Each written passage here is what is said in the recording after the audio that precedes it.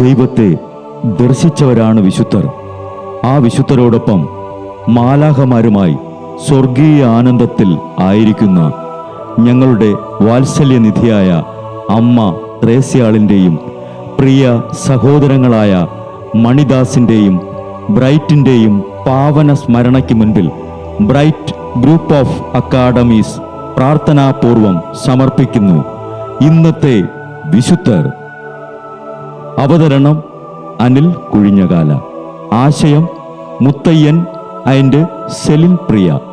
സംവിധാനം സ്റ്റെനി ആൻഡ് സ്റ്റെനിച്ച്. ഇന്നേ ദിവസം തിരുസഭ മാതൃകയായി നൽകിയ വിശുദ്ധരെ അനുകരിച്ച് പ്രാർത്ഥനയോടെ ആ പാത പിന്തുടരുന്ന നിങ്ങൾക്കേവർക്കും കർത്താവിൻ്റെ തിരുമുഖം ദർശിക്കാൻ കഴിയട്ടെ എന്ന പ്രാർത്ഥനയോടെ ഞാൻ നിങ്ങളുടെ സ്വന്തം ജസ്റ്റിൻ.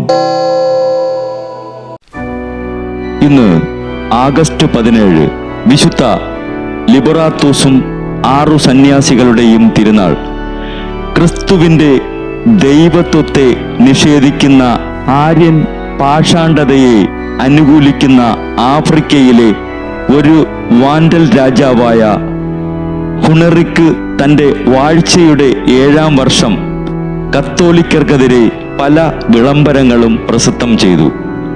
പല ആശ്രമങ്ങളും അദ്ദേഹം നശിപ്പിച്ചു.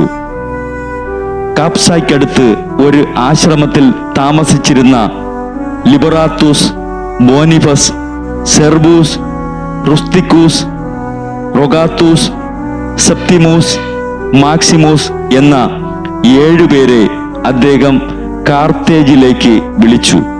പരിശുദ്ധ ത്രിത്വത്തിൻ്റെ നാമത്തിലുള്ള ജ്ഞാനസ്നാനം നിഷേധിക്കാൻ വിമുഖരായ ഈ സന്യാസികളെ ബന്ധിച്ച് ഇരുണ്ട ഒരു കാരാഗ്രഹത്തിലടച്ചു.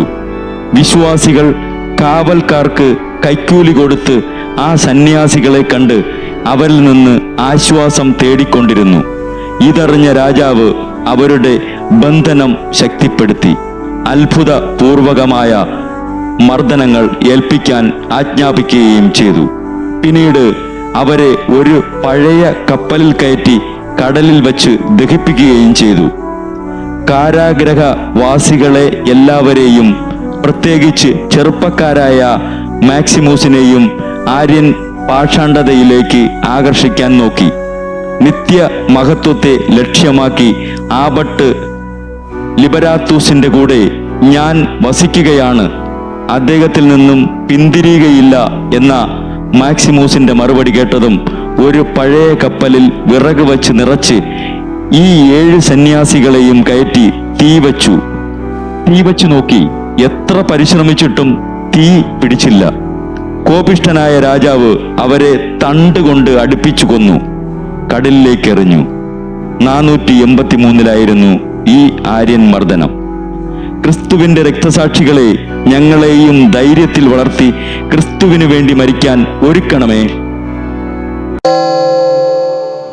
ബ്രൈറ്റ് കുടുംബത്തിൽ നിന്നും കർത്താവ് തൻ്റെ മുന്തിരിത്തോപ്പിലേക്ക് വിളിച്ച് പൗരോഹിത്യം നൽകി അനുഗ്രഹിച്ച റവറൻ ഫാദർ ബിൽ ബ്രൈറ്റും സന്യാസത്തിലേക്ക് വിളിച്ച് അനുഗ്രഹിച്ച് മണവാട്ടിയാക്കിയ സിസ്റ്റർ മരിയ ജോസും വിശുദ്ധരെ അനുകരിച്ച് ഇവിടെ ഈ ഭൂമിയിൽ ആത്മാക്കളെ നേടാനായി ഇരുൾ വീണ താഴ്വരയിലൂടെ നടക്കുമ്പോഴും പൈശാചിക ശക്തികൾ വിടാതെ പിന്തുടർന്ന് പീഡിപ്പിക്കുമ്പോഴും മരണം നിഴലായി കൂടെ നടക്കുമ്പോഴും ദിവ്യകാരുണ്യം എപ്പോഴും ആത്മാവിന് കരുത്തേകും പോലെ തിരുവചനമെന്നും പാതയിൽ വിളക്കായി ജ്വലിച്ച് ആ ജ്വാലയിൽ അനേകായിരം ആത്മാക്കളെ നേടിയെടുക്കാൻ സകല വിശുദ്ധരെ, മാലാഖമാരെ ഇവർക്കു വേണ്ടി എപ്പോഴും കർത്താവിനോട് മാധ്യസ്ഥം വഹിച്ച് പ്രാർത്ഥിക്കണമേ.